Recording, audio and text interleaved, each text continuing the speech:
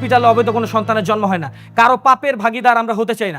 হ্যাঁ হ্যাঁ, মিগলাকে তো হসপিটাল থেকে তাড়িয়ে দেওয়ার আগ মুহূর্তে অনিকে যে হসপিটালে পৌঁছায় এবং সেই সাথে মিগলার পেটের সন্তানের বাবার পরিচয় দেয় এবং সেই সাথে মিগলাকে তো হসপিটালে ভর্তি করে এবং এদিকে তো অনিকের কাকা এসে মিগলার পেটের সন্তানকে মেরে ফেলা চেষ্টা করে। তাই ভিডিওটির মূল টপিকে ফিরে যাওয়ার আগে আপনারা যারা এখনো আমাদের চ্যানেলটিকে সাবস্ক্রাইব করেননি তারা অবশ্যই গাইস নিজের ভাই মনে করে চ্যানেলটিকে সাবস্ক্রাইব করে দেবেন এবং সেই সাথে ভিডিওটা লাইক করে দেখতে থাকুন। ছবি আর গরিব ঘরের রাজপুত নাটকের 36তম পর্বের শুরুর দিকে আপনারা দেখতে পারবেন যে অনিক তো মিগলাকে বস্তিতে না পেয়ে অনিক একদম আশ্চর্য হয়ে যায় এবং সেই সাথে মিগলাকে খোঁজার জন্য বস্তি থেকে হসপিটালে চলে আসে এবং এদিকে হসপিটাল তো মিগলাকে কোনোভাবে ভর্তি করতে চায় না, কেননা মিগলার পেটের সন্তানের বাবার কোনো পরিচয় নেই। এই জন্য তো ওই হসপিটালে কোনো অবৈধ সন্তানের জন্ম হয় না। সে কারণেই মিগলাকে হসপিটালে ভর্তি না করিয়ে মিগলাকে তো হসপিটাল থেকে তাড়িয়ে দেওয়া হচ্ছিল। ঠিক সেই মুহূর্তে হসপিটালে কিন্তু অনিক চলে আসবে এবং অনিক চলে এসে তো মিগলার পেটের সন্তানের বাবার পরিচয় দিবে এবং সেই সাথে বলবে যে মিগলার পেটের সন্তান অবৈধ না, মিগলার পেটের সন্তানের বাবা হচ্ছে আমি। এই কথা শুনে ডক্টর দ্রুত গতিতে মিগলাকে ভর্তি করার ব্যবস্থা করবে। মিগলা তো এদিকে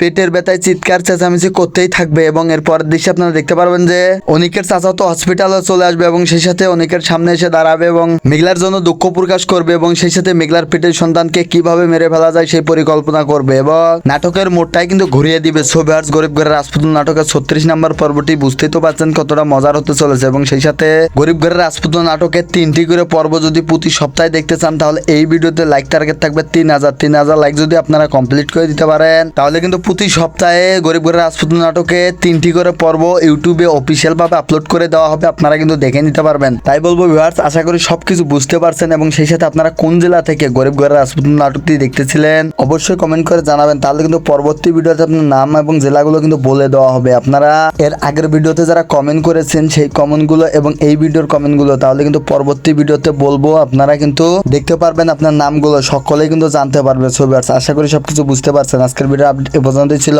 ভালো থাকবেন, সুস্থ থাকবেন, দেখা হচ্ছে পরবর্তী কোনো ভিডিওর আপডেট নিয়ে।